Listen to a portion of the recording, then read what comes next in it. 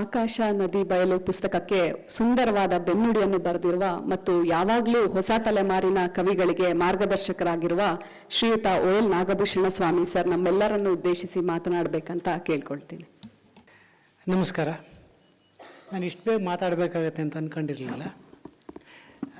HR sir ಮಾತಾಡ್ತಾರೆ ಅಂತ ಆರಾಮಾಗಿ ಕೂತಿದ್ದೆ. ಸ್ನೇಹಿತರೆ, ಒಂದೆರಡು ಸೆಕೆಂಡ್ ಟೈಮ್ ಬೇಕು ನನಗೆ.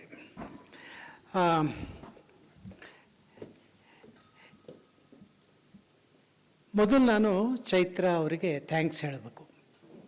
ಯಾಕೆಂದರೆ ಈ ಮೇರಿ ಆಲಿವರ್ ಅಂತ ಕವಿ ಇದ್ದಾಳೆ ಅಂತ ಗೊತ್ತಾಗಿದ್ದೆ ನನಗೆ ಅವರಿಂದ. ಓದಿರಲಿಲ್ಲ ಅವಳು. ನಾನು ಎಮಿಲಿ ಡಿಕಿನ್ಸನ್ ಇತ್ತು, ಓದಿದ್ದೆ. ಸಿಲ್ವಿಯಾ ಪ್ಲಾತ್ ಓದಿದ್ದೆ. ಈ ಪದ್ಯ ಒಬ್ಬ ಕವಿನ ಪರಿಚಯ ಮಾಡಿಕೊಟ್ಟಿದ್ದು ನನಗೆ ಚೈತ್ರ. ಅದಕ್ಕೆ ಅವರಿಗೆ ಥ್ಯಾಂಕ್ಸ್ ಹೇಳ್ತೀನಿ. ಎರಡನೇದು,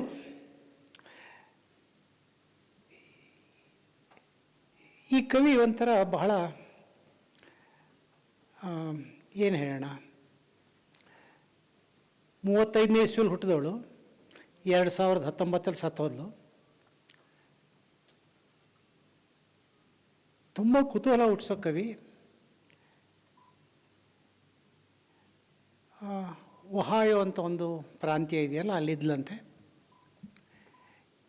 ಯಾತಕ್ಕೆ ಕುತೂಹಲ ಹುಟ್ಟಿಸ್ತಾರೆ ಅಂತಂದರೆ, ಅವಳೊಂದು ಮಾತು ಹೇಳ್ತಾಳೆ, ನನಗೆ ಈ ಲೋಕದ ಜನ ಜೊತೆಗೆ ಇರೋಕ್ಕಾಗಲಿಲ್ಲ. ನಾನು ವರ್ಡ್ಸಲ್ಲೇ ಒಂದು ವರ್ಲ್ಡನ್ನು ಕಟ್ಕೊಂಡೆ, ಪದಗಳಲ್ಲೇ ಒಂದು ಲೋಕ ಕಟ್ಕೋಬೇಕು ಅಂದ್ಕೊಂಡೆ, ಪದಗಳಲ್ಲಿ ಕಳೆದೋದೆ ಅಂತ ಹೇಳ್ತಾಳೆ. ಯಾಕೆ?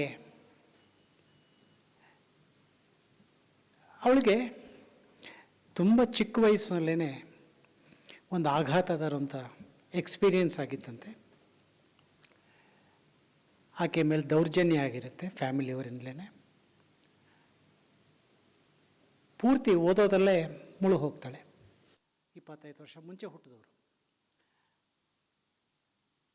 ನನಗೆ ಒಂದು 20 ವರ್ಷ ಆಗೋ ಹೊತ್ತಿಗೆ ನೋಡಿದ ಕಾಡು ಇದೆಯಲ್ಲ, ಅದು 20 ವರ್ಷ ಮುಂಚೆ ಏನೂ ದೊಡ್ಡದಾಗಿದ್ದೆ ಕಾಡದು. ಅವ್ರಿಗಿಂತ ಹಿಂದಿನ ತಲೆಮಾರಿನ ಕುವೆಂಪು ನೋಡಿದ ಕಾಡು ಇನ್ನೂ ಅದ್ಭುತವಾಗಿದ್ದಿರ್ಬೋದು. ಮೇರಿ ಅದನ್ನೇ ಹೇಳ್ತಾರೆ. ಅವಳ ಮನೆ ಹತ್ತಿರ ಇದ್ದ ಕಾಡು, ನದಿ, ಹೊಳೆ, ಸಣ್ಣ ತೊರೆ, ಸಮುದ್ರದ ದಡ, ಅಲ್ಲಿ ಬರೋ ಹಕ್ಕಿಗಳು,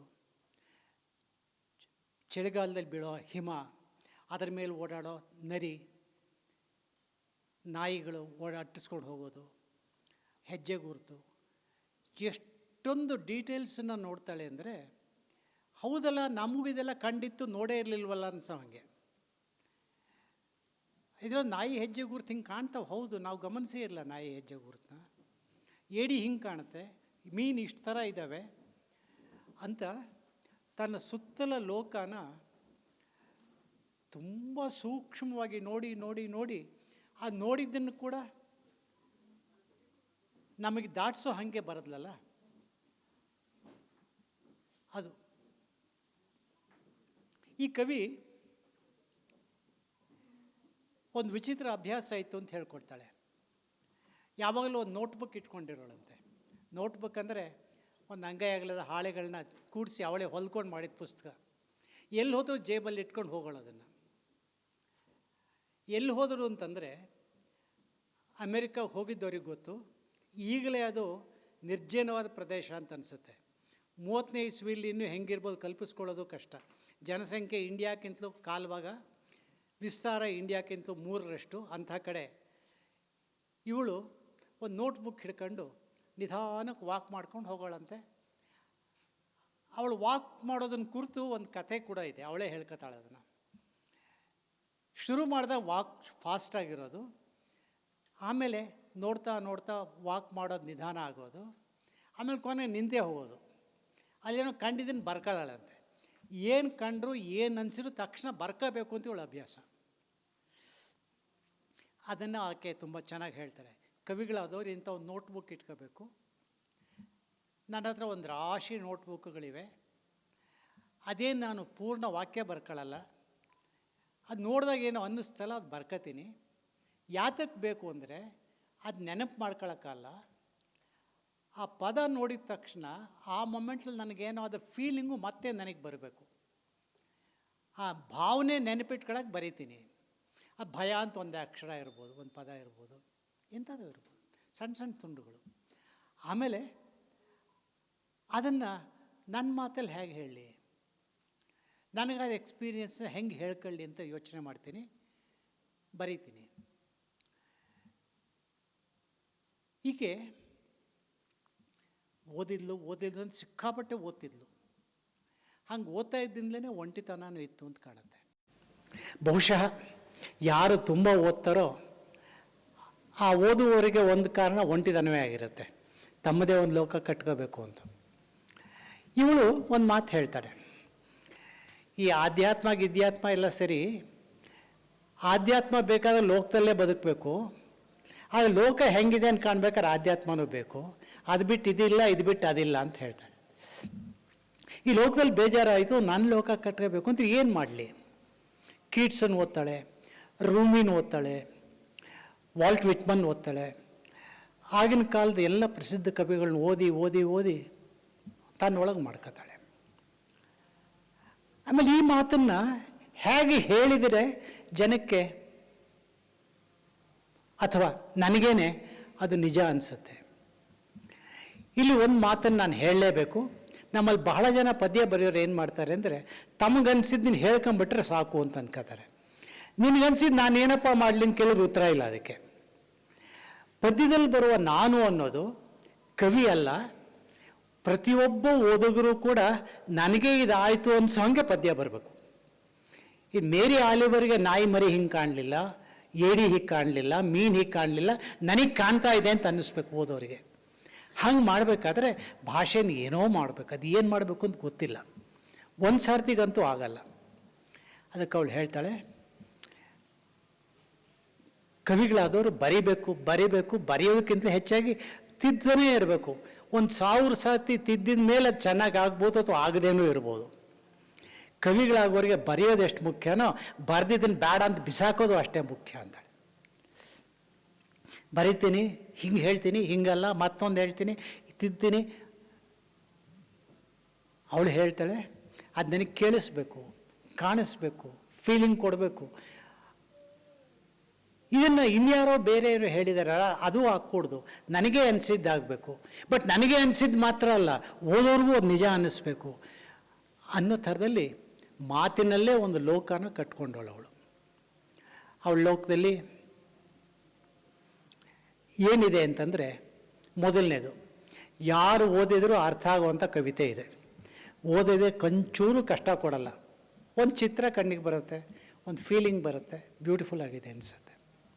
ಎರಡನೇದು, ಇದು ಅವಳು ಇನ್ನೊಂದು ಮಾತು ಹೇಳ್ತಾಳೆ, ನಮ್ಮ ಕಾಲಕ್ಕೆ ಬೇಕಾ ಅನ್ನೋ ಪ್ರಶ್ನೆ ಕೇಳಿದರೆ ಉಪಯೋಗ ಇಲ್ಲ. ಮನುಷ್ಯರು ಎಲ್ಲ ಕಾಲದಲ್ಲೂ ಮನುಷ್ಯರೇ, ಕಾಲ ಕೆಟ್ಟೋಯ್ತು ಅನ್ನೋದು ಬಹಳ ದೊಡ್ಡ ಸುಳ್ಳು.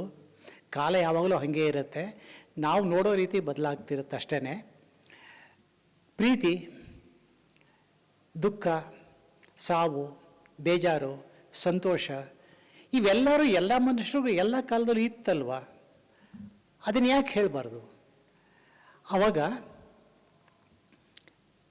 ಒಂದು ಸಮೃದ್ಧಿ ಬರುತ್ತೆ. ಇವಳು ಬಹಳ ಮುಖ್ಯವಾಗಿ ಹೇಳೋ ಮಾತು ಏನು ಅಂದರೆ, ನಮ್ಮ ಕಾಲಕ್ಕೆ ನಾವು ಹೇಳ್ಕೊಳ್ಳೇಬೇಕಾದ ಮಾತು, ನಾವು ಬದುಕಿನಲ್ಲಿ ಸಂತೋಷವಾಗಿರೋದು ಮುಖ್ಯ.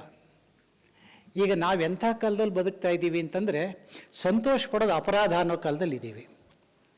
ಆನಂದವಾಗಿದ್ದರೆ ಇವನೇನೋ ಮಹಾಪಾಪ ಮಾಡ್ತಾ ಇದ್ದಾನೆ, ದೇಶ ಇಷ್ಟು ಹಾಳಾಗಿ ಹೋಗಿದೆ, ಇಷ್ಟು ಹಿಂಸೆ ಆಗ್ತಿದೆ, ಇಷ್ಟು ಕೊಲೆ ಆಗ್ತಿದೆ, ಇಷ್ಟೆಲ್ಲ ಆಗ್ತಿದೆ, ಇವನೇನು ಕಲ್ಪನೆ ಮಾಡ್ಕೊಂಡು ಸುಖವಾಗಿದ್ದಾನಲ್ಲ, ಸಂತೋಷವಾಗಿರೋದು ಅಪರಾಧ ಅನ್ನೋ ಸ್ಥಿತಿಲಿ ಯಾಕಿರಬೇಕು ಅಂದರೆ, ನಾವು ಈ ಲೋಕದಲ್ಲೇ ಮುಳುಗಿಬಿಟ್ಟಿರೋದ್ರಿಂದ ಹಾಗೆ ಅನಿಸುತ್ತೆ. ಸ್ವಲ್ಪ ಬೇರೆ ನಿಂತು ನೋಡಿದರೆ, ಮನೇಲಿ ಆಟ ಆಡೋ ಬೆಕ್ಕು, ಅಲ್ಲೆಲ್ಲೋ ಅರಳಿರೋ ಹೂವು, ಇನ್ನೆಲ್ಲೋ ಸೂರ್ಯನ ಹತ್ರ ಬಂದು ಮೋಡ, ಏನೋ ಒಂದು ಸಂತೋಷ ಕೊಡುತ್ತಲ್ಲ, ಆ ಸಂತೋಷ ಯಾವಾಗಲೂ ಇದ್ದೇ ಇದೆ, ನಾವು ಅದನ್ನು ಕಣ್ಣು ಮುಚ್ಕೊಂಡಿರ್ತೀವಲ್ಲ. ಅದನ್ನೊಂದು ಬಹಳ ಚೆನ್ನಾಗಿ ಹೇಳ್ತಾಳೆ, ಸಂತೋಷ ಯಾವಾಗಲೂ ಸಮೃದ್ಧವಾಗಿರುತ್ತೆ, ಅದು ಚೂರು ಚೂರಾಗಿರಲ್ಲ, ನಾವು ಅದು ತಗೋಬೇಕಷ್ಟೇ. ಸಂತೋಷವಾಗಿರೋದು ಪ್ರತಿಯೊಬ್ಬ ಮನುಷ್ಯರ ಹಕ್ಕು ಅಂತ ಕೂಡ ಹೇಳ್ತಾಳೆ. ಸೊ ಆ ಕಾರಣಕ್ಕೆ ಮೇರಿ ಆಲಿವರ್ ಮುಖ್ಯ ಅನಿಸುತ್ತೆ. ನಾವು ಆನಂದಮಯಂ ಬ್ರಹ್ಮ ಅಂತ ಮಾತಿನಲ್ಲಿ ಹೇಳೋದು ಬೇರೆ, ಆದರೆ ಯಾರಾದರೂ ಒಬ್ಬರು ಸಂತೋಷವಾಗಿದ್ದರೆ ನಮ್ಮಷ್ಟು ಹೊಟ್ಟೆ ಕಿಚ್ಚು ಪಡೋರು ಇನ್ಯಾರೂ ಇಲ್ಲ. ಅಯ್ಯೋ ಇಷ್ಟು ಸಂತೋಷವಾಗಿದ್ದಾರಲ್ಲ ಅಂತ ಅನ್ಸೋಕ್ಕೆ ಶುರುವಾಗತ್ತೆ. ಇವಳು ಅದನ್ನು ಹೇಳಲ್ಲ. ಸಂತೋಷವಾಗಿರೋ ಕಾರಣ ಹುಡುಕೊಳ್ಳಿ, ದುಃಖ ಇರುತ್ತೆ ಇಲ್ಲ ಅಂತಲ್ಲ, ಆ ದುಃಖ ಮರಿಬೇಕು ಅಂತಲ್ಲ. ಇವಳು ದುಃಖದ ಕವಿತೆಗಳನ್ನೂ ಬರೀತಾಳೆ, ಬೇಜಾರಿನ ಕವಿತೆಯೂ ಇದೆ, ಒಂಟಿತನದ್ದು ಇದೆ. ನನಗೆ ಯಾರೋ ಒಬ್ಬರು ಒಂದು ಗಿಫ್ಟ್ ಕೊಟ್ಟರು. ಅದೇನು ಗಿಫ್ಟ್ ಅಂತಂದರೆ ಒಂದು ಡಬ್ಬದ ತುಂಬ ಕತ್ತಲು ತುಂಬ್ಕೊಂಡಿತ್ತು. ಅದು ಗಿಫ್ಟ್ ಅಂತ ನನಗೆ ಗೊತ್ತಾಗಬೇಕಾದ್ರೆ ಎಷ್ಟೋ ವರ್ಷ ಬೇಕಾಯಿತು ಅಂತಾಳೆ. ಅದು 2 ಸಾಲಿನ ಪದ್ಯ, ಇದು ನನ್ನ ಕನಸಲ್ಲಿ ಬಂದ ಪದ್ಯ ಅಂತ ಹೇಳ್ತಾಳೆ ಅವಳು. ಯಾರೋ ಒಂದು ಗಿಫ್ಟ್ ಕೊಟ್ಟು ಒಂದು ಡಬ್ಬದ ತುಂಬ ಕತ್ಲು, ಡಾರ್ಕ್ನೆಸ್, ಕತ್ಲು ಅಂತಲಲ್ಲ ಡಾರ್ಕ್ನೆಸ್ಸು, ಒಂದು ಡಬ್ಬಿ ತುಂಬ ಕತ್ಲೆ ಕೊಟ್ಟರು. ಅದೊಂದು ಗಿಫ್ಟ್ ಅಂತ ಗೊತ್ತಾಗಬೇಕಾದ್ರೆ ತುಂಬ ವರ್ಷ ಬೇಕಾಯಿತು. ಆ 2 ಸಾಲು ಒಂದು ದೊಡ್ಡ ಟ್ರಾಜಿಡಿ ಪದ್ಯ ಕೂಡ ಆಗ್ಬೋದು. ಹಾಗೆಯೇ ಡು ನಾಟ್ ಹೆಸಿಟೇಟ್ ಅಂತ ಪದ್ಯ ಇದೆ. ಇದನ್ನು ಇವರು ಭಾಳ ಚೆನ್ನಾಗಿ ಮಾಡಿದ್ದಾರೆ. ಅದನ್ನು ಪದ್ಯ ಅದು ಪುಸ್ತಕದ ರೂಪದಲ್ಲಿ ನಾನು ನೋಡಿಲ್ಲ, ಕೈಯಲ್ಲಿ ಕೊಟ್ಟಾಗ ಓದಿದ್ದೆ. ಆ ಹೆಸಿಟೇಟ್ ಅನ್ನೋ ಪದ್ಯ ಇಂಗ್ಲೀಷಲ್ಲಿ ತುಂಬ ಚೆನ್ನಾಗಿದೆ. ನಿಮಗೆ ಅಕಸ್ಮಾತ್ತಾಗಿ ಯಾವತ್ತಾದರೂ ತುಂಬ ಸಂತೋಷ ಆದರೆ,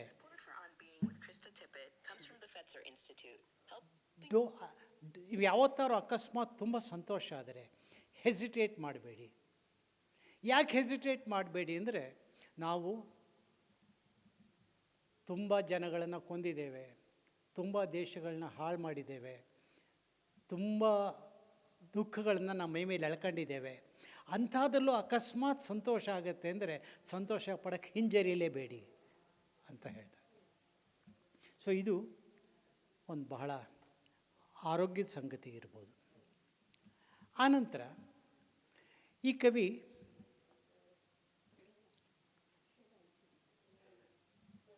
ನಿಗದಿಯಾಗಿ ಯಾವುದೂ ಕೆಲಸ ಮಾಡಲಿಲ್ಲ. ಬಹಳ ಸ್ವಲ್ಪ ಕಾಲ ಮಾತ್ರ ಟೀಚಿಂಗ್ ಪ್ರೊಫೆಷನ್ ಮಾಡ್ತಿದ್ಲು. ಅದು ಏನಂದರೆ ಪದ್ಯ ಬರೆಯೋದನ್ನ ಹೇಳ್ಕೊಡ್ತಾ ಇದ್ಲಂತೆ. ಅವಳದೊಂದು ಸಣ್ಣ ಪುಸ್ತಕ ಇದೆ, ಬ್ಲೂ ಪ್ಯಾಸ್ಚರ್ಸ್ ಅಂತ, ನೀಲಿ ಬಯಲು ಅಂತ, ಅದನ್ನ ಹೇಳ್ಬೋದು. ಅದರಲ್ಲಿ ಸಮುದ್ರ ಅನ್ನೋದೇ ಒಂದು ದೊಡ್ಡ ನೀಲಿ ಬಯಲು, ಸಮುದ್ರದಲ್ಲಿ ಕಾಣುವ ಪ್ರಾಣಿಗಳು, ಮೀನು, ಆ ದಡಕ್ಕೆ ತಂದು ಹಾಕುವಂಥ ಕಪ್ಪೆ ಚಿಪ್ಪುಗಳು. ಅವಳು ಕಪ್ಪೆ ಚಿಪ್ಪು ಆದ್ಕೊಂಡು ತುಂಬ ಕಲೆಕ್ಟ್ ಮಾಡ್ಕೊಂಡಿದ್ಲು, ನೋಡ್ತಾ ಇದ್ಲಂತೆ. ಈ ಪ್ಯಾಬ್ಲೋ ನೆರೂಡ ಅಂತ ಒಬ್ಬ ಕವಿ ಇದ್ನಲ್ಲ, ಅವನು ಅಷ್ಟೇ ಸಿಕ್ಕಾಪಟ್ಟೆ ಕಪ್ಪೆ ಚಿಪ್ಪುಗಳನ್ನ ಕೂಡ ಹಾಕಿದ್ದ. ಆ ಕಪ್ಪೆ ಚಿಪ್ಪುಗಳನ್ನು ಕುರಿತಾಗೆ ಒಂದು ದೊಡ್ಡ ಡಿಸಿಪ್ಲಿನ್ ಇದೆ ಅಂತ ಅವನು ಓದಾಗಲೇ ಗೊತ್ತಾಗಿದ್ದು ನನಗೆ. ಆಮೇಲೆ ಇನ್ನೇನೇನೋ ಮೀನುಗಳ ಬಗ್ಗೆ ಎಲ್ಲ ತಿಳ್ಕೊಂಡಿದ್ದ. ನನಗೆ ಬಹಳ ಆಶ್ಚರ್ಯ ಆಗೋದು ಅಂದರೆ, ನಾವು ಕವಿಗಳಾದವರು ನಮ್ಮ ಗೋಳು, ನಮ್ಮ ದುಃಖ, ನಮ್ಮ ಸಿಟ್ಟನ್ನೇ ಹೇಳ್ಕೊತೀವಿ ಹೊರತು ಸುತ್ತಲಿರೋ ಲೋಕನ ಯಾಕೆ ಗಮನ ಕೊಟ್ಟು ನೋಡಲ್ಲ ಅನ್ಸೋಕ್ಕೆ ಶುರುವಾಗಿಬಿಡುತ್ತೆ. ಈ ಕವಿ ನಮಗೆ ಕಳಿಸೋದು ನಮ್ಮ ಸುತ್ತಲೂ ಇರುವ ಲೋಕವನ್ನು ವಿವರವಾಗಿ ನೋಡಿ, ಆ ವಿವರಗಳು ಕೊಡೋ ಭಾವನೆಯನ್ನು ನಿಮ್ಮದು ಮಾಡ್ಕೊಳ್ಳಿ, ಆ ಭಾವನೆಯನ್ನು ಕಾಪಾಡ್ಕೊಳ್ಳಿ, ಅದನ್ನು ತಕ್ಕ ಮಾತಿನಲ್ಲಿ ಹೇಳಿ ಅಂತ ಹೇಳ್ಕೊಳ್ತಾರೆ. ಅಂದರೆ ಈಕೆ ತನ್ನ ಯಂಗ್ಸ್ಟರ್ಸ್ಗೆ ಪದ್ಯ ಬರೆಯೋದು ಹೇಳ್ಕೊಡುವಾಗ ಇನ್ನೊಂದು ಮಾತು ಹೇಳ್ತಾಳೆ. ನಮ್ಮ ಕವಿಗಳು ಪದ್ಯ ಬರೆಯುವಾಗ ಬರೀ ನಮ್ಮ ಕಾಲದ ಸಮಸ್ಯೆ ಇಟ್ಕೊಂಡು, ನಮ್ಮ ಕಾಲದ ಡೀಟೇಲ್ಸ್ ಇಟ್ಕೊಂಡು ಪದ್ಯ ಬರೆಯೋಕ್ಕೆ ಹೋಗಬೇಡಿ. ನಮ್ಮ ಕಾಲ ಬಿಟ್ಟು ಹಿಂದಿನ ಕಾಲದಲ್ಲೂ ಏನೋ ಇದೆಯಲ್ಲ ಅದನ್ನು ನೋಡಬೇಕು. ಇದನ್ನು ಕುವೆಂಪು ಕೂಡ ಹೇಳಿದರು. ಕವಿ ಅಂತಂದರೆ ಒಂದು ಎತ್ತರವಾದ ಬೆಟ್ಟದ ಮೇಲೆ ನಿಂತ್ಕೊಂಡು ಒಂದು ಕೈನ ಕಣಿವೆಗೆ, ಇನ್ನೊಂದು ಕೈನ ನಕ್ಷತ್ರಕ್ಕೆ ಚಾಚಿರುವಂಥವನು. ಕಣಿವೆ ಅನ್ನೋದು ಭೂತಕಾಲ, ನಕ್ಷತ್ರ ಭವಿಷ್ಯತ್ತು, ಇಲ್ಲಿ ನಿಂತ್ಕೊಂಡು ಚಾಚೋನು. ಹಾಗೆಯೇ ಒಬ್ಬ ಕವಿ ಅಂತಂದರೆ ಇನ್ನೊಂದು ಮಾತು ಹೇಳ್ತಾರೆ, ಒಂದು ಗುಲಾಬಿ ಹೂವಿನ ಥರ. ಇವತ್ತು ಸಿಗೋ ಗುಲಾಬಿ ಹೂವು ಲಕ್ಷಾಂತರ ವರ್ಷಗಳ ಬೆಳವಣಿಗೆಯ ಫಲ. ಹಾಗೆಯೇ ಮುಂದೆ ಸಾವಿರಾರು ಬರೋ ಗುಲಾಬಿ ಹೂವುಗಳಿಗೆ ಬಿಗಿನಿಂಗ್ ಕೂಡ ಹೌದು. ಕವಿ ಹಾಗಿರಬೇಕು. ನೀವು ಕಂಟಿನ್ಯೂಟಿ ಇಲ್ಲದೆ ಇದ್ದರೆ ಕವಿ ಆಗೋಕ್ಕಾಗಲ್ಲ ಅಂತ ಒಂದು ಮಾತು ಹೇಳ್ತಾಳೆ. ಹೋಮರ್ನ ಓದಿ, ಗ್ರೀಕ್ನ ಓದಿ, ಎಲ್ಲನೂ ಓದಿ. ಇವಳಿಗೆ ಬಹಳ ಮುಖ್ಯವಾಗಿ ಅನಿಸೋ ಮಾತು ಇದು. ಕೆಲವು ಸರ್ತಿ ಭಾರತೀಯ ಮನಸ್ಸಿಗೆ ಹತ್ತಿರ ಆಗುತ್ತೆ, ಕೆಲವು ಸರ್ತಿ ವಿಚಿತ್ರ ಅಂತಲೂ ಅನ್ನಿಸ್ಬೋದು. ಅದೇನೋ ಫೀಲ್ ಕೊಡುತ್ತಲ್ಲ, ಅದು ಮುಖ್ಯ. ಇದನ್ನು ಹೆಂಗೆ ಹೇಳೋಣ, ಅದನ್ನು ಒಬ್ಬ ತತ್ವಶಾಸ್ತ್ರಜ್ಞರು ಹೇಳ್ತಾರೆ, ನಮಗೆ ನೋಡಿದ ತಕ್ಷಣ ಒಂದು ಪದ ಜ್ಞಾಪಕ ಬರುತ್ತೆ, ಪದ ಬಂದ ತಕ್ಷಣ ಕಾಣಿಸೋದು ಮಾಯ ಆಗಿಬಿಡುತ್ತೆ. ಅವ್ರು ಕೇಳ್ತಾರೆ, ತೆಂಗಿನ ಮರ ನೋಡಿದೀಯಾ ಅಂತ. ತೆಂಗಿನ ಮರ ಅಂತ ತಲೆಗೆ ಬಂದ ತಕ್ಷಣ ಮುಗೀತು, ತೆಂಗಿನ ಮರ ನಮ್ಮ ತಲೆಗೆ ಬಂದುಬಿಡುತ್ತೆ. ಆದರೆ ತೆಂಗಿನ ಮರ ಡೀಟೇಲ್ಸ್ ಇದಾವಲ್ಲ, ಅವು ಕಣ್ಣಿಗೆ ಬರೋದೇ ಇಲ್ಲ. ಅದ್ರ ಗರಿ ಹೆಂಗಿದೆ, ಅದ್ರ ಶೇಪ್ ಹೇಗಿದೆ, ಅದು ಏನೇನೇ 1000 ವಿವರಗಳಿದಾವಲ್ಲ, ಅದು ನೋಡೋದೇ ಇಲ್ಲ. ಒಂದು ಪದ ಸಿಕ್ಕ ತಕ್ಷಣ ನಮ್ಗೆ ಅರ್ಥ ಆಯಿತು ಅಂದ್ಕೊಂಡ್ಬಿಡ್ತೀವಿ. ಅರ್ಥಕ್ಕೆ ನಾವು ಗಂಟು ಬಿದ್ದಷ್ಟು ಕೂಡ ಅನುಭವಕ್ಕೆ ದೂರ ಆಗ್ತೇವೆ. ಹಾಗಾಗಿ ಅನುಭವ ಬೇಕು ಅಂದರೆ ರೆಡಿಮೇಡ್ ಪದದಿಂದ ಒಂದು ಎಕ್ಸ್ಪೀರಿಯನ್ಸ್ ನೋಡೋದಲ್ಲ, ಆ ಎಕ್ಸ್ಪೀರಿಯನ್ಸ್ಗೆ ಒಂದು ಪದ ತಕ್ಕದ್ದನ್ನು ಹುಡುಕೊಳ್ಳೋದು, ಅದನ್ನು ಮಾಡಿ ಅಂತ ಹೇಳ್ತಾಳೆ ಇವಳು. ಈಗ ನಾನು ಹೇಳಬೇಕಾದ ಮಾತು ಈ ಸಂಕಲನದ ಬಗ್ಗೆ. ಆಕಾಶ, ನದಿ, ಬಯಲು ಇದೆಯಲ್ಲ, ಇದು ತಮ್ಮ ಎಕ್ಸ್ಪೀರಿಯನ್ಸ್ನ ಒಂದು ಭಾಷೆಯಲ್ಲಿ ಹೇಳಿದ್ದನ್ನು ಇನ್ನೊಂದು ಭಾಷೆಯಲ್ಲಿ ಹೇಳುವ ಕೆಲಸ, ಅನುವಾದ. ಬಹಳ ಜನ ಕೇಳ್ತಾರೆ, ಕಮಲಾ ಅವ್ರನ್ನೂ ಕೇಳಿರ್ಬೋದು, ನನ್ನಂತೂ ಕೇಳ್ತಾರೆ. HS ಕೂಡ ನಾನು ಕೇಳ್ತಾಯಿದ್ರು, ನೀವೇ ಬರೆಯೋದು ಬಿಟ್ಟು ಅನುವಾದ ಯಾಕೆ ಮಾಡ್ತೀರಿ ಅಂತ. 2 ಕಾರಣ ಇರುತ್ತೆ. ಒಂದು, ನಾವೇ ಬರೆದ್ರೆ ನಮ್ಮ ಥರ ಮಾತ್ರ ಬರೀಬೋದು. ಅನುವಾದ ಮಾಡಿದರೆ 1000 ಥರ ಬರೀಬೋದು. ಈಗ ಕುವೆಂಪು ಬರೆದ ಕುವೆಂಪು ಥರ ಮಾತ್ರ ಬರೆದ್ರೆ ಕುವೆಂಪು ನಮ್ಗೆ ಅರ್ಥ ಆಗೋದು. ಅಥವಾ ಶೇಕ್ಸ್ಪಿಯರ್ ಥರ ಬರೆದ್ರೆ ಅವನು ಶೇಕ್ಸ್ಪಿಯರು. ಟಾಲ್ಸ್ಟಾಯ್ ಬರೆದ್ರೆ ಟಾಲ್ಸ್ಟಾಯ್. ನಾನು ಕನ್ನಡಕ್ಕೆ ಅನುವಾದ ಮಾಡ್ತೀನಿ ಅಂತ ಹೊರಟಾಗ, ಅನುವಾದ ಮಾಡೋಷ್ಟು ಹೊತ್ತು ನಾನು ಟಾಲ್ಸ್ಟಾಯೂ ಆಗಬೇಕು, ದಾಸ್ತೋವ್ಸ್ಕಿನೂ ಆಗಬೇಕು, ಶೇಕ್ಸ್ಪಿಯರು ಆಗಬೇಕು, ಕಂಬಾರ್, ಪ್ರತಿಯೊಬ್ಬರೂ ಆಗಬೇಕು. ಅಂದರೆ ನಾನು ನನ್ನತನವನ್ನು ಹಿಗ್ಗಿಸ್ಕೊಳ್ಳೋಕೆ ಒಂದು ಅವಕಾಶ ಆಗುತ್ತೆ. ಮತ್ತು ಅಷ್ಟೇ ಅಲ್ಲ, ಅವರಿಗೆ ಕಂಡ ಲೋಕ, ಅವ್ರಿಗೆ ಕಂಡ ಭಾವನೆ, ಅವರಿಗೆ ತಕ್ಕ ಮಾತಿನಲ್ಲಿ ಹೇಳ್ತಾರಲ್ಲ, ಅದನ್ನು ನನ್ನ ಭಾಷೆಯಲ್ಲಿ ಹೆಂಗೆ ಹೇಳಿ. ಚೈತ್ರ ಅವರು ಮಾಡ್ತಾ ದೊಡ್ಡ ಪ್ರಯತ್ನ ಅಂದರೆ, ನಮ್ಮ ಬಹಳಷ್ಟು ಜನ ಅನುವಾದಕರ ಹಾಗೆ ಒಂದು ಪದ ಸಿಕ್ಬಿಟ್ರೆ ಸಾಕು ಅನ್ನೋದಲ್ಲ, ಆ ಫೀಲ್ ಕೂಡ ಕನ್ನಡದಲ್ಲಿ ಬರಬೇಕು ಅನ್ನೋದಕ್ಕೆ ಟ್ರೈ ಮಾಡ್ತಾರೆ. ಗುಮ್ಮನ ಬಗ್ಗೆ ಒಂದು ಪದ್ಯ ಇದೆ. ಪದ್ಯ ಅನ್ನೋದು ಒಂದು ಕೋತಿ ಥರ ಬಂದ್ಬಿಟ್ಟು ಕಾಟ ಕೊಡುತ್ತೆ, ಗುಮ್ಮನ ಥರ ಬಂದು ಕಾಟ ಕೊಡುತ್ತೆ. ಏನು ಹೇಳಿದರೆ ಅದೇನೋ ಮಾಡುತ್ತೆ. ಹಣ್ಣು ತಿನ್ನು ಅಂದರೆ ನಾನು ಇನ್ನೇನೋ ಇಲಿ ತಿಂತೀನಿ ಅಂತ ಹೀಗೆ ಮಾಡ್ಕೊಂಡು ಕೊನೆಗೆ ನಾನು ಪ್ರೀತಿ ಬಂದಾಗ ಅದು ಸೈಲೆಂಟಾಗಿ ಕೂತ್ಕೊಂಡು ಆಗುತ್ತೆ ಅಂತಲೇ ಹೇಳ್ತಾರಲ್ಲ, ಅದ್ಭುತವಾದ ಪದ್ಯ ಅದು.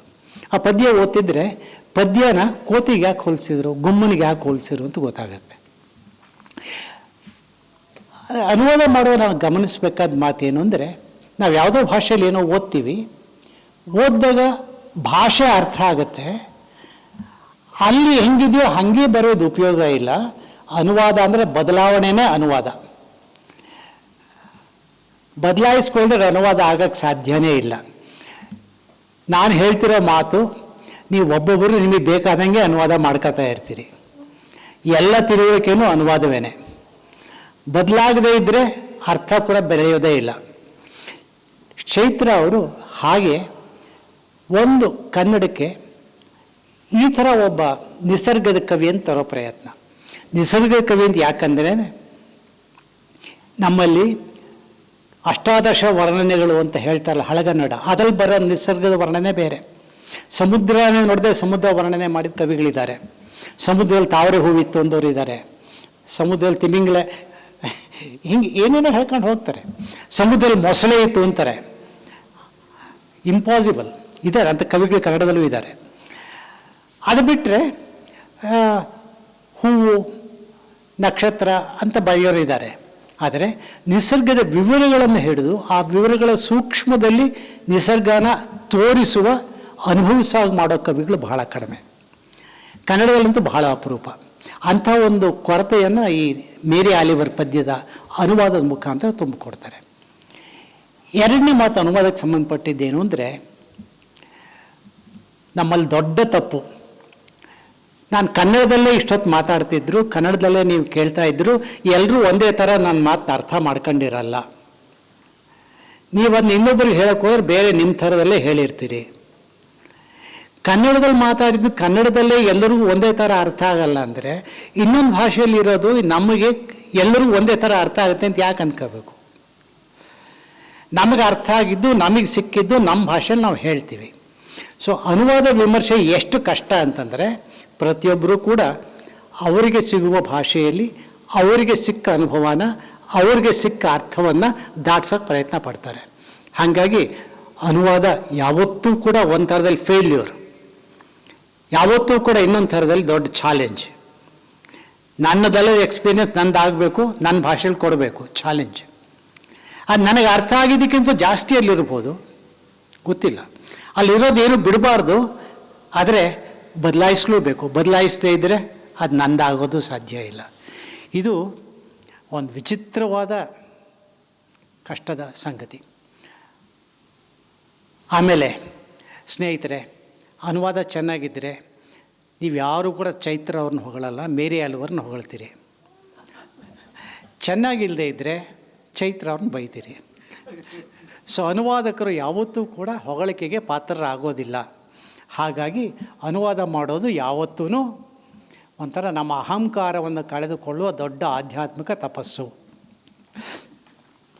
ಸೊ ನನಗೆ ಟಾಲ್ಸ್ಟಾಯ್ನ್ ಮಾಡಿದೆ, ಯಾರಾದರೂ ಮಾಡಿದ್ನಲ್ಲ, ತುಂಬ ಚೆನ್ನಾಗಿದೆ ಸರ್ ಅಂತ ಸಂತೋಷ. ಅಷ್ಟು ಬಿಟ್ಟರೆ ಎಷ್ಟು ಚೆನ್ನಾಗಿ ಬರೀತಾನೆ ಸರ್ ದಾಸ್ತೋವ್ಸ್ಕಿ, ಹೌದಪ್ಪ, ಇನ್ನೇನು ಮಾಡೋಣ, ನಾನೇ ಬೈತೀನಲ್ಲ. ಈಗ ಅನುವಾದ ಎಷ್ಟು ಕೆಟ್ಟದಾಗಿ ಮಾಡಿದ್ದಾರೆ ಅಂತಂದರೆ, ಟಾಲ್ಸ್ಟಾಯ್ ತುಂಬ ಚೆನ್ನಾಗಿ ಬರೆದಿರ್ಬೋದು, ಆ ಕೆಲವೊಂದೊಂದು ನೋಡಿ ಎಷ್ಟು ಕೆಟ್ಟದಾಗಿರುತ್ತೆ ಅಂದರೆ, ಆಲ್ ಮೈ ಲವ್ ಡಿಕ್ಲೇರ್ಡ್ ಅಂತ ಒಂದು ಪುಸ್ತಕ ಅನುವಾದ ಮಾಡಿದ್ರು ಯಾರು. ಅದು ಕೊಸ್ಯಾಕ್ಸ್ ಅನ್ನುವ ಕಾದಂಬರಿಯ ಅನುವಾದ. ನನಗೆ ಮೊದಲು ಟಾಲ್ಸ್ಟಾಯ್ ಪರಿಚಯ ಆಗಿದ್ದೆ ಆ ಅನುವಾದದ ಮುಖಾಂತರ BA-ನಲ್ಲಿದ್ದಾಗ. ಎಷ್ಟು ಕೆಟ್ಟ ಅನುವಾದ ಆಗಿತ್ತು ಅಂದರೆ, ಅದೆಲ್ಲ ಸಣ್ಣ ಪುಟ್ಟ ಕತೆ ಕನ್ನಡದಲ್ಲಿ ಓದಿದ್ದೆ, ಈ ಇಂಗ್ಲೀಷಲ್ಲಿ ಇದು ಕೆಟ್ಟದಾಗಿದೆಯಲ್ಲ ಅಂತ ಅಂದ್ಕೊಂಡಿದ್ದೆ. ಆಗ ಟಾಲ್ಸ್ಟಾಯ್ ಮೇಲೆ ಇದು ಯಾರು ಹಿಂಗೆ ಬರ್ದಿಯಾನಲ್ಲ ಅಂತ ಅವನ ಮೇಲೆ ಸಿಟ್ಟು ಬಂದಿತ್ತು. ಸೊ ಅನುವಾದ ಮಾಡೋರು ಒಂದಕ್ಕೆ ಸಿದ್ಧವಾಗಿರ್ಬೇಕು. ಏನಂದರೆ, ಚೆನ್ನಾಗಿದ್ದರೆ ಪೂರ್ತಿ ಕ್ರೆಡಿಟ್ ಮೂಲ ಲೇಖಕರಿಗೆ ಹೋಗುತ್ತೆ, ಚೆನ್ನಾಗಿಲ್ಲದೆ ಇದ್ದರೆ ಬೈಗಳ ಪೂರ್ತಿ ಅನುವಾದಕರಿಗೆ ಮಾತ್ರ ಸಿಗುತ್ತೆ. ಎರಡನೇದು, ಮೂಲ ಲೇಖಕರು ಅಂತ ಯಾರೂ ಇಲ್ಲ. ನಾವು ಅನುವಾದ ಮಾಡದೇ ಇದ್ದರೆ ಅವ್ರು ಮೂಲ ಲೇಖಕರಾಗೋದೇ ಇಲ್ಲ.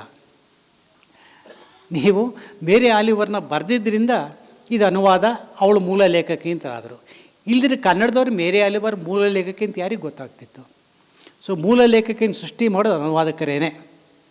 ಸೊ ನಿಮ್ಮಿಂದ ಮೇರಿ ಆಲಿವರ್ ಕನ್ನಡದಲ್ಲಿ ಸೃಷ್ಟಿಯಾಗಿದ್ದಾಳೆ. ಅದಕ್ಕೆ ನೀವು ಮೇರಿ ಆಲಿವರ್ನ ತಾಯಿ. ಸಂತೋಷ. ಆಮೇಲೆ ಇನ್ನೊಂದೇ ಒಂದು ಮಾತು ಹೇಳಬೇಕು ಅಂದರೆ, ಅನುವಾದ ಅನ್ನೋದು ಪಾಪ ಚೈತ್ರ ಅವರೇ ತುಂಬ ಸರ್ತಿ ಅದನ್ನು ಏನೇನೋ ಮಾಡಿ ಅಂತ ಹೇಳಿ ಏನೇನೋ ಸಾಕಷ್ಟು ತಿದ್ದುಪಡಿ ಮಾಡಿದ್ದಾರೆ. ಆದರೆ ಅನುವಾದ ಮಾತ್ರ ನಾವು ಎಷ್ಟು ತಿದ್ದುಪಡಿ ಮಾಡಿದರೂ ಕೂಡ ಅಲ್ಲಿ ಏನೋ ಒಂದು ಕೊರತೆ ಉಳ್ಕೊಳ್ಳುತ್ತೆ. ಏನೋ ಒಂದು ಸಣ್ಣದು ಇನ್ನೇನೋ ಮಾಡಬೇಕಾಗಿತ್ತು ಅಂತ ಅನಿಸುತ್ತೆ. It is never perfect. ಇದೊಂದು ದೊಡ್ಡ ವಿಚಿತ್ರ ಕಣಪ್ಪ. ಯಾರೊಬ್ಬ ಭಾಳ ಚೆನ್ನಾಗಿ ಹೇಳ್ತಾನೆ, ಪಂಪ 1000 ವರ್ಷ ಆಯಿತು ಬರೆದು, ಆದರೂ ಇವತ್ತು ಅವ್ನು ನೋಡಿದ್ರೆ ಹೊಸ ಅರ್ಥಗಳು ಸಿಗ್ತವೆ. ಆದರೆ ಅನುವಾದ ಇದೆಯಲ್ಲ, 25 ವರ್ಷ ಆಗೋದು ಹಳೇದಾಗೋಗುತ್ತೆ, ಸತ್ತೋಗುತ್ತೆ. ಯಾಕೆ ಅಂತ ಗೊತ್ತಿಲ್ಲ. ದೊಡ್ಡ ಚಾಲೆಂಜ್ ಏನು ಅಂತಂದರೆ, ಅನುವಾದ ಮೂಲ ಲೇಖನದಷ್ಟೇ ದೊಡ್ಡದು, ಅಥವಾ ಅದನ್ನು ನಮ್ಮದು ಮಾಡಿಕೊಂಡು ನಮ್ಮ ಭಾಷೆಯಲ್ಲಿ ಹೊಸ ಸೃಷ್ಟಿ ಮಾಡ್ತಾಯಿದ್ದೀವಲ್ಲ, ಅದು ದೊಡ್ಡ ಕೆಲಸ. ಅದು ಉಳಿಯುತ್ತಾ ಬಿಡುತ್ತಾ ಗೊತ್ತಿಲ್ಲ. ಉಳಿದ್ರೆ ಸಂತೋಷ, ಇಲ್ಲದಿದ್ದರೆ ಇಲ್ಲ. ಕೆಲವು ಅನುವಾದಗಳು ಉಳ್ಕೊಂಡಿವೆ. 100 ವರ್ಷ 200 ವರ್ಷ ಉಳ್ಕೊಂಡ ಅನುವಾದಗಳಿದ್ದಾವೆ. ಅದು ಯಾವ್ಯಾವುದೋ ಕಾರಣಕ್ಕೆ ಉಳ್ಕೊತವೆ. ಮೂಲ ಲೇಖಕರು ಅಷ್ಟೇ. 1000 ಜನ ಪದ್ಯ ಬರೆದರೆ ಕವಿ ಅಂತ ಹೆಸರು ಬರೋದು ಅರ್ಧ ಜನಕ್ಕೋ, ಒಬ್ಬ ಕವಿ ಅರ್ಧ ಪದ್ಯಕ್ಕೋ ಬರ್ಬೋದು. ಅದನ್ನೇನು ಮಾಡೋಕ್ಕಾಗೋದೇ ಇಲ್ಲ. ಸ್ನೇಹಿತರೆ, ಸಾಕು. ಇಷ್ಟೊತ್ತು ಈ ಪದ್ಯನ ಅವ್ರ ಬಾಯಲ್ಲೇ ಕೇಳೋದು ವಾಸಿ.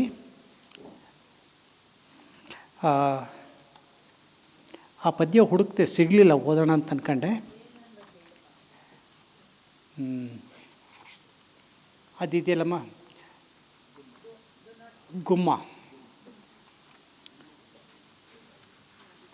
ಭತ್ತ ಗುಮ್ಮ 27ನೇ ಪೇಜಲ್ಲಿದೆ, 27 ಸುಮ್ಮನೆ ಕೇಳಿಸ್ಕೊಳ್ಳಿ. ಪದ್ಯ ಓದ್ಬಿಟ್ಟು ಅದನ್ನ ಅವರೇ ಓದಿದ್ರೆ ಚೆನ್ನಾಗಿರ್ತಿತ್ತು, ಬಟ್ ನಾನು ಓದಂಗೆ ನಾನು ಓದ್ತೀನಿ ಅಷ್ಟೇ. ಆ ಮುದ್ದು ಪುಟ್ಟ ಗುಮ್ಮ ಕವಿತೆ ಮಾನಸಿಕ ಮಹಾರಾಯ ಬಹಳ ಕಾಯಾಸಿನಿಂದ ಸೇಬು ತಿನ್ನು ಅಂತ ಕೊಟ್ಟರೆ ಬಾಡು ಊಟ ಬೇಕು ಅಂತಾನೆ. ತಣ್ಣಗೆ ಹೊಳೆ ನೈಗುಂಟ ನಡಿಬೇಕು ಅಂದರೆ ಇವನಿಗೋ ತಾನು ತೊಟ್ಟ ಅಂಗಿ ಎಲ್ಲ ಕಳಚಿ ನೀರೊಳಗೆ ದುಡುಮ್ ಅಂತ ಸುರಂಗ ಹಾಕಬೇಕು ಅನ್ನೋ ಹಠ. ಸಣ್ಣ ಸಣ್ಣ ಪದ ಬಳಸಿ ಮುಖ್ಯ ಅರ್ಥ ಕೊಡಬೇಕು ಅಂದಾಗೆಲ್ಲ ಅದು ನಿಘಂಟನ್ನೇ ಕಿರುಚುತ್ತಾ ಆ ಪದಗಳಿಗೂ ಈಗಲೇ ನಿನ್ನೆ ಪದ್ಯದಲ್ಲಿ ಅವಕಾಶ ಕೊಡಬೇಕು ಅನ್ನುತ್ತೆ. ಕೊನೆಗೆ ಥ್ಯಾಂಕ್ಸ್ ಹೇಳಿ ಮುಗಿಸ್ಬೇಕು ಅಂದಾಗ ತನ್ನ ಕರಡಿ ಪಾದಗಳಿಂದ ಕೋಣೆ ಸುತ್ತ ಕೇಕೆ ಹಾಕಿ ಥಕ ಕುಣಿದು ಮತ್ತಷ್ಟು ಸಿಟ್ಟು ತರಿಸುತ್ತೆ. ಒಮ್ಮೊಮ್ಮೆ ನಿನ್ನ ಬಗ್ಗೆ ಆಲೋಚನೆ ಮಾಡ್ತಾ ಮುಖದ ಮೇಲೆ ಅನಾಯಾಸ ಮಂದಹಾಸ ಕಾಣುವಾಗ ಅದು ತೆಪ್ಪಗೆ ಕೂತಿರುತ್ತೆ. ಗಲ್ಲಕ್ಕೆ ಒಂದು ಪಾಂಜ ಒತ್ತಿ ಸುಮ್ಮನೆ ಆಲಿಸುತ್ತಾ ಕೂತಿರ್ತಾನೆ. ಪದ್ಯ ನಾವು ಹೇಳಿದ ಮಾತು ಕೇಳಲ್ಲ, ಅನುವಾದ ಕೂಡ ನಾವು ಹೇಳ್ದಂಗೆ ಕೇಳಲ್ಲ.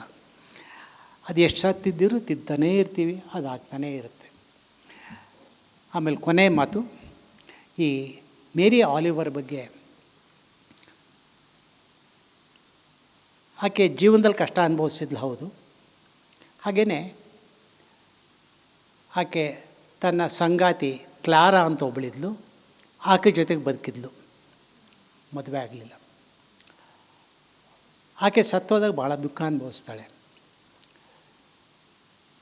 ನಮ್ಮ ದುರಂತ ಏನು ಅಂತಂದರೆ, ಕವಿಯ ವೈಯಕ್ತಿಕ ಬದುಕನ್ನು ಕುರಿತು ನೈತಿಕ ತೀರ್ಮಾನ ಮಾಡಿ ಅವ್ರು ಬರೆದು ಒಳ್ಳೆಯದೋ ಕೆಟ್ಟದ್ದು ಅಂತ ಹೇಳೋದು. ಕವಿಗಳ ಬದುಕು ಎಲ್ಲ ಮನುಷ್ಯರ ಬದುಕಿನಷ್ಟೇ ಅದ್ಭುತವಾಗಿರುತ್ತೆ, ದುರಂತಮಯವಾಗಿರುತ್ತೆ, ಕೀಳಾಗಿರುತ್ತೆ, ಕೊಳಕಾಗಿರುತ್ತೆ, ಎಲ್ಲ ಆಗಿರ್ತವೆ. ಉಳಿಯೋದು ಕೊನೆಗೆ ಕವಿಗಳಲ್ಲ, ಅವ್ರು ಮಾಡಿದ ಕೆಲಸ ಏನಿರುತ್ತೋ ಅದು ಉಳ್ಕತ್ತವೆ. ಸೊ ಇದು ಬಹಳ ದೊಡ್ಡ ಚರ್ಚೆ ಆಗ್ತಾ ಇರೋ ಚಾನ್ಸ್ ಇದೆ ನಮ್ಮಲ್ಲಿ. ವ್ಯಕ್ತಿಯನ್ನು ನೈತಿಕವಾಗಿ ತೀರ್ಮಾನ ಮಾಡಿ ಅವ್ರು ಮಾಡಿದ ಕೆಲಸ ಎಲ್ಲ ಬೈಯೋದು ಸರಿಯಾ, ಅಥವಾ ಅವ್ರ ಕೆಲಸಕ್ಕೆ ಪ್ರಾಮುಖ್ಯ ಕೊಟ್ಟು ಎಲ್ಲ ಮನುಷ್ಯರು ಅವರು ಮನುಷ್ಯ ಅಂದ್ಕೊಳ್ಳೋದು ಸುಮ್ಮನೆನಾ? ಭಾರತೀಯ ಮನಸ್ಸಿಗೆ ಒಪ್ಪಕ್ಕೆ ಆಗದೇ ಇರೋವಂಥ ರೀತಿಯಲ್ಲಿ ಬದುಕ್ತವಳು ಅಂತ ಕೆಲವು ಸಾರ್ತಿ ಅನಿಸಿದರೂ ಕೂಡ ಇನ್ನೊಬ್ಬ ಕವಿ ಜ್ಞಾಪಕ ಬರ್ತಾಳೆ, ಆ್ಯನಿ ಎರ್ನೋವ್ ಅಂತ. ಅವಳು ಫ್ರಾನ್ಸ್ ದೇಶದ ಕವಿ, ನೊಬೆಲ್ ಪ್ರೈಸ್ ಬಂತು. ಅವಳೊಂದು ಮಾತು ಹೇಳ್ತಾಳೆ, ಹೆಣ್ಮಕ್ಕಳು ತಮ್ಮ ಅನುಭವಗಳನ್ನೆಲ್ಲ ಹೇಳ್ಕೊಳ್ಳೋಕೆ ಅವಕಾಶವೇ ಇರಲ್ಲ, ಪ್ರತಿಯೊಂದು ಅನುಭವಕ್ಕೂ ದಾಖಲಾಗುವ ಹಕ್ಕು ಇದೆ ಅಂತಾಳೆ. ಪ್ರತಿಯೊಂದು ಅನುಭವಕ್ಕೂ ದಾಖಲಾಗುವ ಹಕ್ಕು ಇದೆ ಅಂತ ಹೇಳ್ಬಿಟ್ಟು ಅವಳೊಂದು ಮಾತು ಹೇಳ್ತಾಳೆ. ಎಲ್ಲರೂ ಗರ್ಭಪಾತದ ಬಗ್ಗೆ ಯಾರೂ ಮಾತಾಡಲ್ಲ, ಮೆಡಿಕಲ್ ಸೈನ್ಸಲ್ಲಿ ಹೇಳ್ತಾರಷ್ಟೇ, ಯಾವ ಹೆಣ್ಮಕ್ಳು ಅದ್ರ ಬಗ್ಗೆ ಮಾತಾಡಲ್ಲ. ತನಗಾದ ಗರ್ಭಪಾತದ ಬಗ್ಗೆ ಅದ್ಭುತವಾದ ಕಾದಂಬರಿ ಬರೀತಾಳೆ ಅವಳು. ಯಾಕೆಂದರೆ ಹೆಣ್ಮಕ್ಳಿದ್ರ ಬಗ್ಗೆ ಮಾತಾಡಬಾರ್ದು ಅಂದ್ಕೊಂಡು ಬಾಯಿ ಮುಚ್ತಾರೆ. ಇನ್ನೊಬ್ಬ ರಷ್ಯನ್ ಹೆಣ್ಮಗಳು, ಅವಳು ನೊಬೆಲ್ ಪ್ರೈಸ್ ಬಂತು. ಯುದ್ಧದಲ್ಲಿ ಕೆಲಸ ಮಾಡಿದ ಹೆಣ್ಣು ಮಕ್ಕಳ ಸೈನಿಕರ ಜೀವನದ ಬಗ್ಗೆ ಬರೀತಾಳೆ. ಅವಳು ಸಾರ್ವಜನಿಕವಾಗಿ ಹೆಣ್ಣು ಅನುಭವಿಸಿದ ಸಂಗತಿಗಳನ್ನು ಹೆಣ್ಣು ಮಕ್ಕಳೇ ಹೇಳ್ಕೊಳಕ್ಕೆ ಆಗದೇ ಇರೋ ಸ್ಥಿತಿಯನ್ನು ಕುರಿತು ಹೇಳ್ತಾಳೆ ಅವಳು.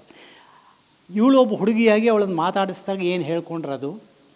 ಈ ಆ್ಯನಿ ಎರ್ನೋವ್ ಹೆಂಗಸು ಅನ್ನೋ ಕಾರಣಕ್ಕೆ ತನ್ನ ಅಸೂಯೆ, ತನ್ನ ತಾಯಿಯ ಸಂಬಂಧ, ತನಗಾದ ಗರ್ಭಪಾತ, ಇಂಥವುಗಳನ್ನು ಹೇಳಕ್ಕೆ ಧೈರ್ಯ ಮಾಡ್ತಾಳೆ.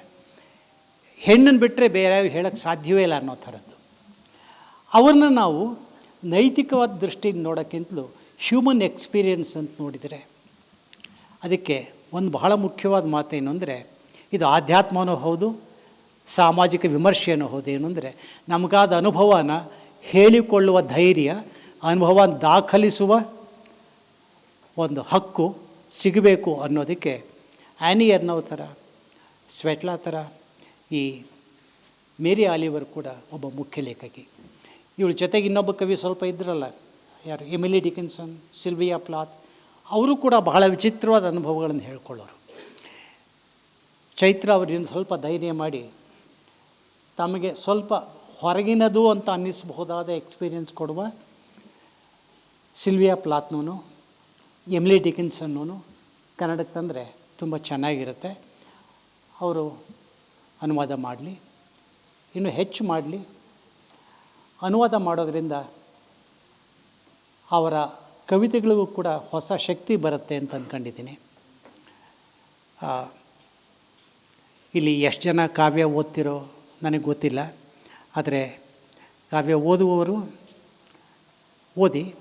ಅದಕ್ಕಿಂತಲೂ ಹೆಚ್ಚಾಗಿ ನಮ್ಮ ಮನೆಯ ಹೆಣ್ಮಗಳು, ನಮ್ಮ ಮನೆಯ ನಮ್ಮ ಬಂಧು, ನಮ್ಮ ಅಕ್ಕ, ನಮ್ಮ ತಂಗಿ, ಇಂಥವರು ಒಂದು ಪದ್ಯ ಬರ್ತೇನೆ ಸಂತೋಷ ಪಡ್ತಿರಲ್ಲ, ಅದು ಕೂಡ ಬಹಳ ಮುಖ್ಯ. ಆಮೇಲೆ ಸಿರಿಸಂಗಿ, ಹಲಸಂಗಿಯಿಂದ ಬಂದಂಥ ಮೇತ್ರಿಯವರು, ಇವರು ದೊಡ್ಡ ಕೆಲಸ ಮಾಡಿದ್ದಾರೆ. ಕನ್ನಡದ ಒಂದು ಪ್ರಾತಿನಿಧಿಕ ಸಂಕಲನ ಮಾಡಬೇಕು ಅಂತ ಪ್ರಾದೇಶಿಕವಾಗಿ ತಂದ್ಕೊಂಡು ಒಂದು ಸಂಕಲನ ತಂದಿದ್ದಾರೆ. ಅವರ ಸಾಹಸಕ್ಕೂ ಯಶಸ್ಸು ಸಿಗಲಿ ಅಂತೀನಿ. ಹಲಸಂಗಿ ಕನ್ನಡದ ಒಂದು ದೊಡ್ಡ ಕೇಂದ್ರ, ಅಲ್ಲಿ ಮತ್ತೆ ಜೀವ ಪಡೀತಾ ಇರೋದು ಅವರಿಂದ ಬಹಳ ಸಂತೋಷ. ಮಾತಾಡೋ ಚಂದಲಿಂಗವೇ ಪದ್ಯ ಜ್ಞಾಪಕ ಬರುತ್ತೆ. ಇರಲಿ. ಸೊ ಇಂಥ ಒಂದು ಸಂದರ್ಭದಲ್ಲಿ ಈ ಪದ್ಯಗಳ ಬಗ್ಗೆ ಮಾತಾಡಿದ್ರಿ. ಸೊ ಮಾತಾಡಿದ್ದೀನಿ. ಬಹಳ ಮುಖ್ಯವಾದ ಕೆಲಸ ಅಂದರೆ ಓದಿ. ಬಹಳ ಜನಕ್ಕೆ ಅರ್ಥ ಆಗದೆ ಇರ್ಬೋದು, ಆದರೂ ಓದಿದರೆ ಯಾವುದೋ ಒಂದು ಮಾತು ನಿಮ್ಮನ್ನು ಸೆಳೆದು ನಿಲ್ಲಿಸ್ಕೋಬೋದು. ಹಿಡಿದು ನಿಲ್ಲಿಸ್ಕೊಂಡು ಮಾತು ನಿಮ್ಮನ್ನು ಮತ್ತೆಲ್ಕೋ ಕರ್ಕೊಂಡು ಹೋಗ್ಬೋದು. ಕವಿತೆ ಅನ್ನೋದು ಹಾಗೇ, ಅದಕ್ಕೆ ಅವಕಾಶ ಕೊಟ್ಟರೆ ಆಗತ್ತೆ. ಬಟ್ ನಮ್ಮ ದುರಂತ ಏನು ಅಂತಂದರೆ, ನಾವು ಇಂಥ ವಿಚಾರ ಮಾತಾಡೋದು ಉಪಯೋಗ ಇಲ್ಲ, ಭಾವನೆಗಳು ಮುಖ್ಯ ಇಲ್ಲ, ಅರ್ಥ ಮಾತ್ರ ಮುಖ್ಯ, ಉಪಯೋಗ ಮಾತ್ರ ಮುಖ್ಯ ಅಂದ್ಕೊಂಡಿದ್ದೀವಿ. ಅದಲ್ಲ ಅಂತ ತೋರಿಸ್ಕೊಡೋಂಥ ಪುಸ್ತಕಗಳು ಮತ್ತಷ್ಟು ಬರಲಿ. Thank you. ನಮಸ್ಕಾರ. ಮೇರಿ ಆಲಿವರ್ಳ ನಿಸರ್ಗದೊಂದಿಗಿನ ಬದುಕು ಮತ್ತು ಕಾವ್ಯದ ಕುರಿತು ವಿವರವಾಗಿ ತಿಳಿಸ್ಕೊಟ್ರು ಸರ್. ಮತ್ತು ಮೇರಿ ಆಲಿವರ್ ಆಕಾಶ, ನದಿ, ಬಯಲಾಗಿ ಈಗ ಕನ್ನಡಕ್ಕೆ ಬಂದಿರೋದು ಎಷ್ಟು ಮುಖ್ಯ ಅನ್ನೋದನ್ನು ತಿಳಿಸ್ಕೊಟ್ಟಿದ್ದೀರಾ. ಧನ್ಯವಾದಗಳು ಸರ್.